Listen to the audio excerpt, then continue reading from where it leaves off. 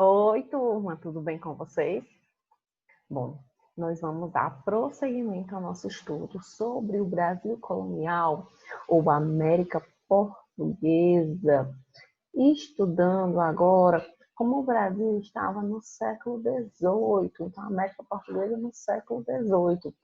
Nós vimos nas aulas anteriores, o último assunto que nós vimos foram as expulsões dos holandeses. Os holandeses saíram do Brasil e, junto com essa expulsão, com essa saída dos holandeses, também acarretou uma série de problemas para a colônia, especialmente problemas econômicos, já que a principal atividade econômica aqui desenvolvida era a produção da cana-de-açúcar.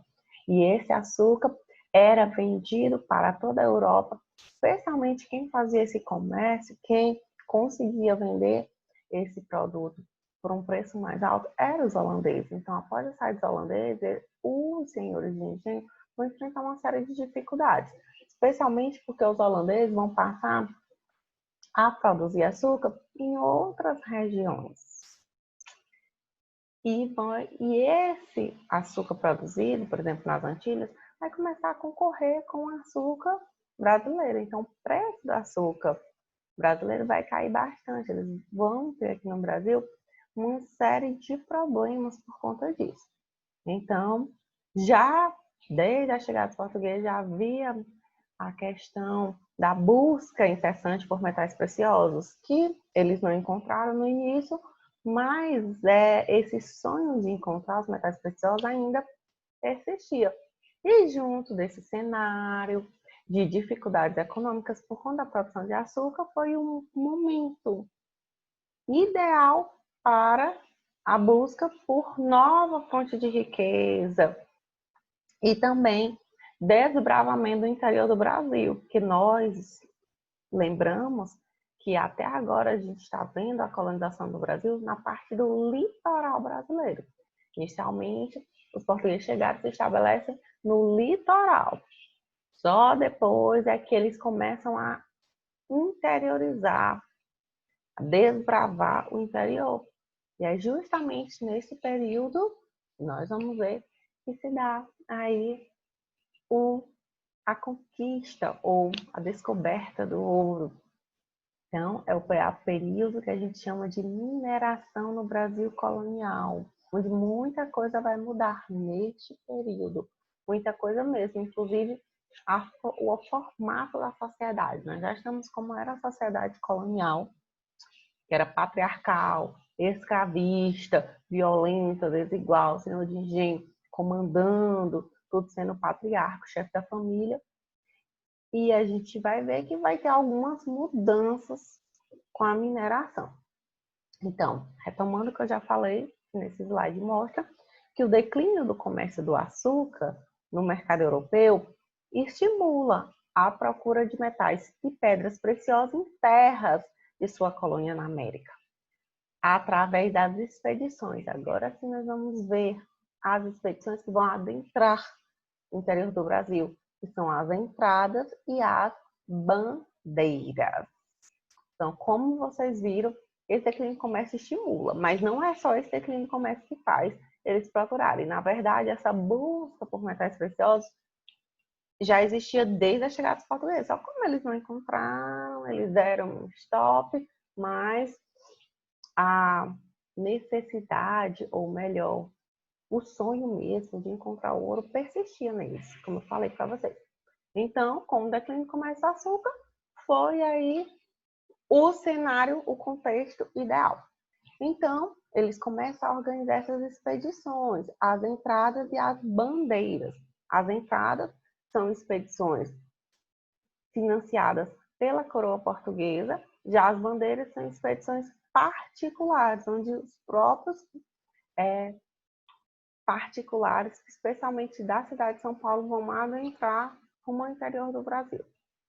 Então, aqui nós temos um mapa mostrando as principais bandeiras do final do século XVII e início do século XVIII. Como vocês podem ver, essas bandeiras elas vão partir, especialmente, observem aqui, da cidade de São Paulo, e vão percorrer todo o interior do Brasil. Então, esse processo vai ser muito importante para a interiorização da colonização.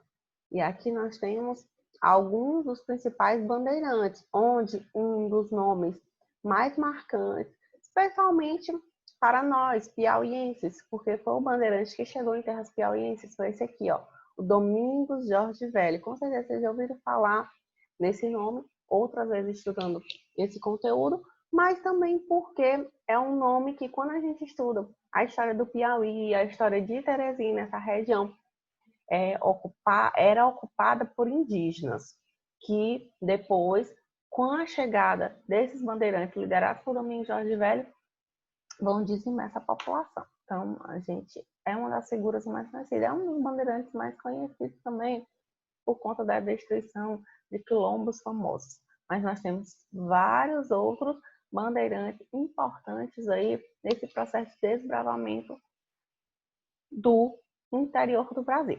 Então, como eu falei para vocês, agora a gente vai só retomar as entradas. Eram expedições oficiais que eram organizadas pelas autoridades, financiadas pela coroa portuguesa.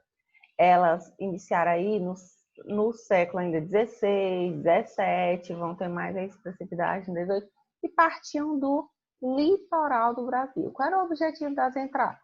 Explorar o interior do Brasil, apresar os indígenas destinados à escravidão e procurar minas.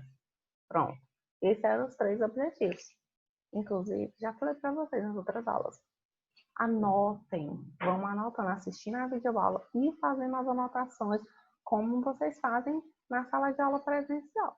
Vocês estão sempre fazendo as anotações que nós colocamos tanto nos slides como no quadro. Então, façam isso. Aqui vocês estão tendo a vantagem de ter o tempo de vocês. Parar o vídeo, esperar, anotar. Pode retomar, se não entender alguma coisa que eu falei, tá bom? Então, esses eram os principais objetivos das entradas.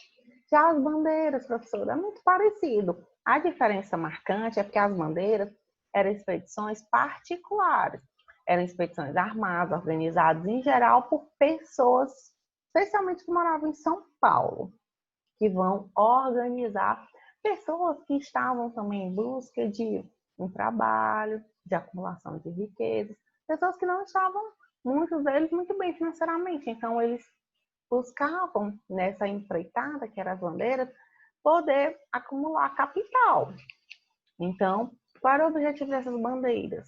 Nós tivemos aí as bandeiras de captura dos indígenas para escravizar esses indígenas, como até falei para vocês, encontrar pedras e metais preciosos, também tinham esse objetivo, e combater os índios rebeldes e ou destruir os quilombos. Essa função também foi muito utilizada, esses bandeirantes destruíram muitos quilombos, inclusive o quilombo que mais resistiu, durou aí quase 100 anos, que foi o quilombo dos Palmares, liderado aí, o último líder foi os Unidos Palmares, inclusive foi morto depois dessa derrocada aí do quilombo dos Palmares pelos bandeirantes. Então, essas bandeiras, elas tiveram um papel aí crucial nessa organização do Brasil colonial. Aproveitando-se da União Ibérica, os bandeirantes avançaram muito além da linha do Tratado de Tordesilhas e descobriram presos mais fáceis, que foram os guaranis das missões jesuíticas, que já estavam convertidos ao cristianismo, já estavam acostumados ao trabalho agrícola. Então, eles vão, os bandeirantes, desrespeitar, inclusive, as missões, que eram as missões jesuíticas, as aldeias, que os jesuítas catequizavam esses indígenas, só que eles não vão respeitar e também vão trazer esses indígenas para transformá-los em escravos. No ano de 1695, eles conseguem o que tanto querem, no século XVII, que foi a descoberta do ouro nos atuais municípios de Sabará e Caeté. Em 1896, a descoberta de novas jazidas deu ocupação à região do Vale do Ouro Preto. Então, eles descobrem o que tanto eles almejavam desde a chegada aqui, desde que os portugueses chegaram à América, que era ouro, que no Brasil eles vão encontrar. Inicialmente, essa exploração do ouro, ela começa de uma forma, vamos dizer assim, mais simples, que é a chamada técnica do ouro de aluvião. Como é que eles faziam? Eles pegavam o ouro ali às margens ou foz dos rios e utilizavam bateias, uma espécie de peneiras, iam peneirando aquela terra, aqueles grãos ali das margens, para poder encontrar o ouro, as pepitas de ouro. E eles encontravam esses depósitos que eles chamam de cascalho, areia, argila, e aí colocavam nessas bateias, que eram uma espécie de peneira, peneiravam e encontravam as pedras de ouro. Depois da exploração, eles vão também começar a explorar as montanhas, as encostas das montanhas, que vai ser chamado de ouro de Grupiara. Aí sim, onde eles vão poder explorar uma maior quantidade, mas também de uma forma também mais perigosa, porque muitas vezes, ao explorar essas encostas das montanhas, algumas desmoronavam e também acabavam levando a óbito vários mineradores. A exploração do subsolo, ou também chamado do seio das montanhas, era feita por meio da construção de poços, galerias, de pouca profundidade, uma vez que esses mineradores ainda no início não dispunham desses processos mais técnicas mais elaboradas, como a questão também do próprio escoramento, da drenagem ou ventilação. Então, acabar, como foi para vocês, sendo muito difícil e muitos mineradores vindo a óbito nesse processo de exploração. E essas zonas auríferas, a região do ouro, gente, ela foi ocupada muito rapidamente. As pessoas vinham de todos os lugares, de Portugal, de outras partes da própria colônia brasileira. Foi uma reorganização da vida aqui no Brasil, porque vamos parar, retomar o que nós já vimos anteriormente. Até o momento, a região que era ocupada do território brasileiro era o litoral, onde se cultivava cana-de-açúcar, principal produto, tudo mais. Quando se descobre ouro nessa região aqui das Minas Gerais, vai haver uma corrida. É chamada até, inclusive, vocês vão ver em algumas questões, se vocês procurarem em alguns outros livros também, corrida do ouro. Porque as pessoas literalmente vão mesmo se deslocar numa velocidade tremenda para aquela região. Imagine, todo mundo vai querer ouro, querer essa vida, digamos assim, mais próspera, que a gente vai ver que não é bem assim que acontece. Mas essas pessoas vão para aquela região. E vão ser pessoas que vão para aquela região do Brasil, né? Saem do litoral, vão para lá.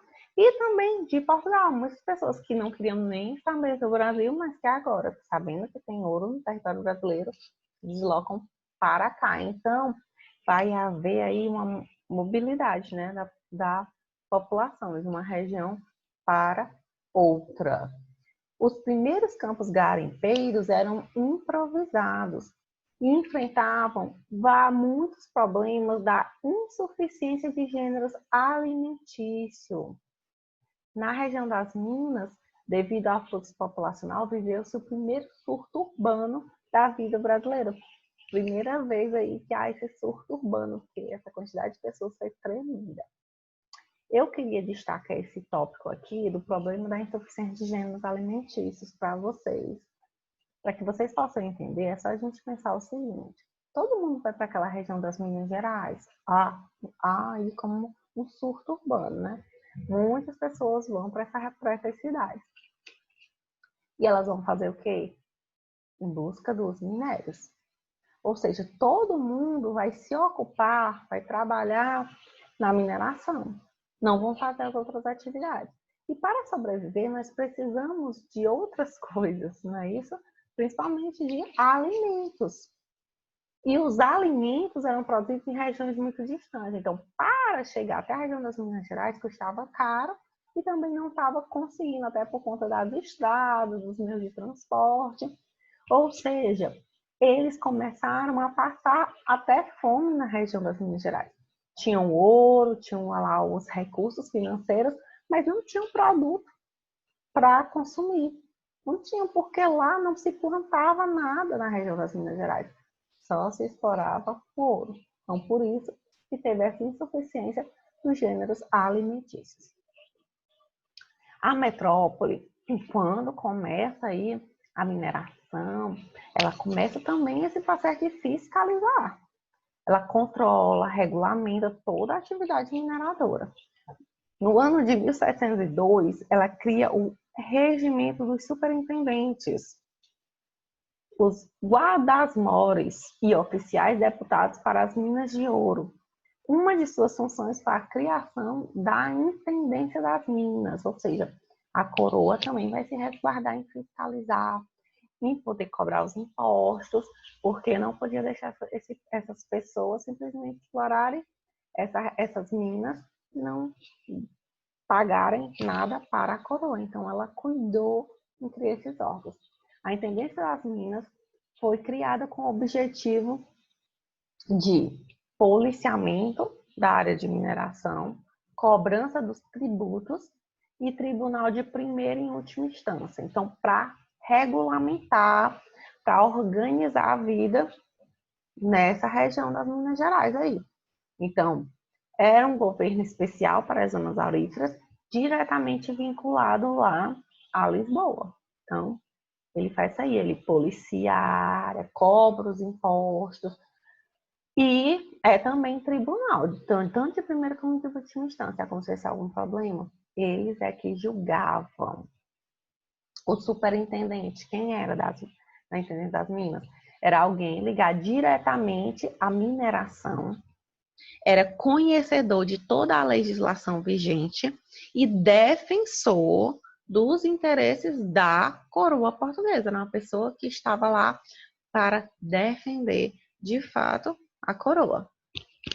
Nas regiões auríferas, essas regiões eram de propriedade do rei, que podia doá-las a particulares para explorar.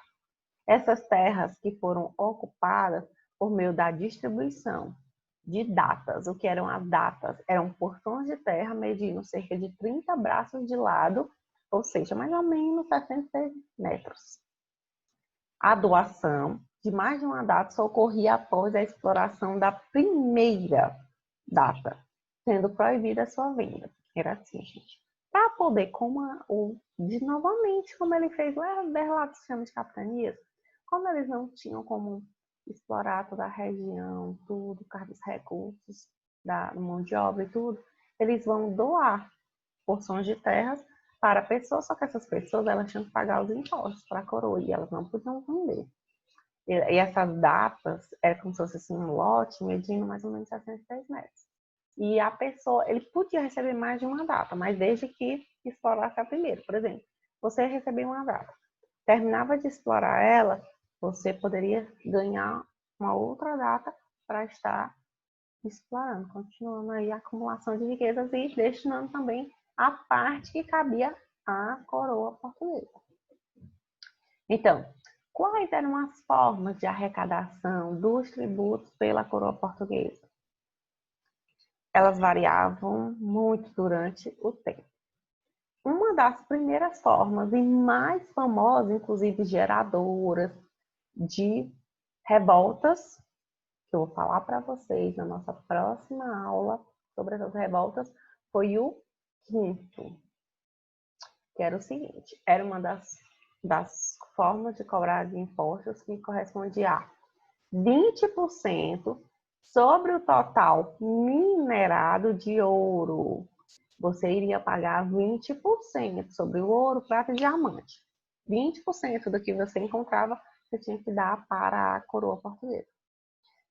Só que havia muitas fraudes. Muitas pessoas vão esconder o ouro arrecadado, né? O ouro encontrado, para não pagar o quinto. Vão esconder de diversas maneiras. Vão esconder dentro de outros produtos, vão esconder dentro das imagens sagradas, lembrando que o Brasil era um país, é ainda um país onde a maioria da população é católica. Hoje nosso estado é laico, né? Isso sem religião. Mas na época não, era oficialmente católico ainda. E havia aí a circulação, essa é a palavra, a circulação de várias imagens sagradas. Então, o que eles faziam? O que eles pensaram? Pegaram essas imagens e faziam de madeira oca e dentro colocavam ouro, para poder eles conseguirem sair da região das minas com o ouro sem pagar os tributos, sem pagar o quinto, por exemplo. Que inclusive essa forma de burlar a fiscalização ficou conhecido como Santinhos do Paoco, Santo do Paoco, porque nessas imagens sagradas havia ouro dentro para burlar, como eu falei para vocês, né?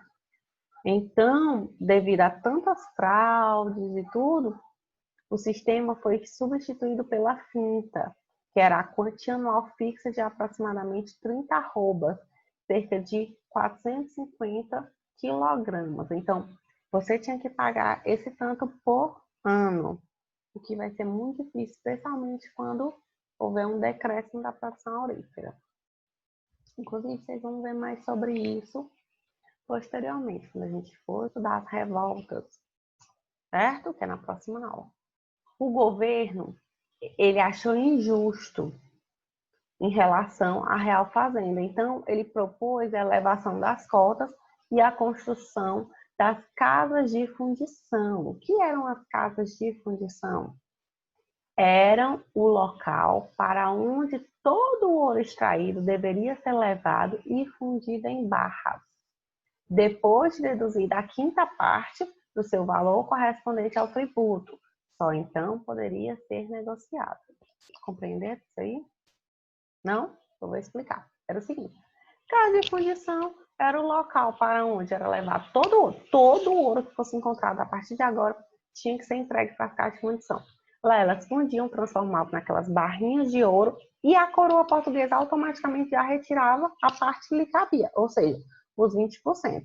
Dava para, no caso, o minerador já tirado. Só depois que estava na barra é que o minerador podia vender, né, trocar, fazer o negócio que ele queria. Assim, a coroa portuguesa achou que controlaria, estava controlando melhor, porque agora só podia ter ouro em barras. Porque aquele ouro em barra significa que ele já tem o selo da Caixa de Fundição, já foi retirado a quinta parte, está tudo ok, para também evitar esses contrabandos. E outros impostos passaram também a coexistir junto com o químico. A prosperidade das minas e o extravio de ouro fizeram com que as autoridades portuguesas reforçassem esse sistema de tributação, porque como foi para eles, né, havia. Então, o quinto continuava a existir, mas também passou a existir um outro, né, no caso, a coexistir um outro sistema, que é o de captação, que era a cobrança de imposto por cabeça de escravo, produtivo ou não, sexo masculino ou feminino.